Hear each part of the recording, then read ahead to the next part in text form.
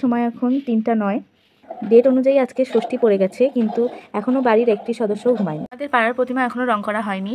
ওপাশে মন্দিরে রং করা হচ্ছে, আর এখানে বাসায় মন্দিরে সবার জন্য চা করা হচ্ছে। কাপড় রেডি করা হয়েছে। কাল ষষ্ঠী। বোধন মানে ঘুম থেকে জাগানো, দেবীকে জাগানো।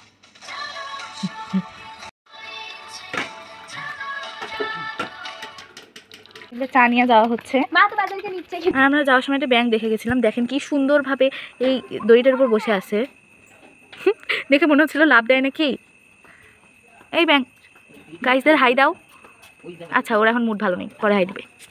এই বিস্কুটের বাসনা সেই ভালো। আর এই পাশে বিস্কুট আনা হয়েছে।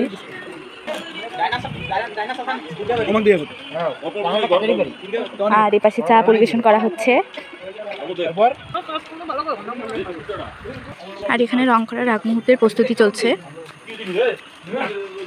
রাত যেহেতু 3টা পার হয়েছে, তাই সবাই অনেকটা ঘুম পাচ্ছে, তাই এই চা খাওয়ার প্ল্যানটা করা হয়েছে।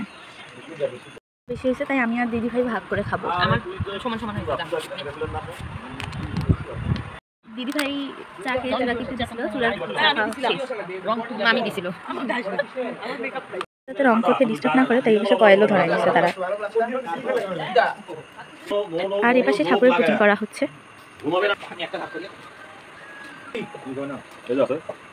আর এপাশে পান ভাগাভাগি চলছে।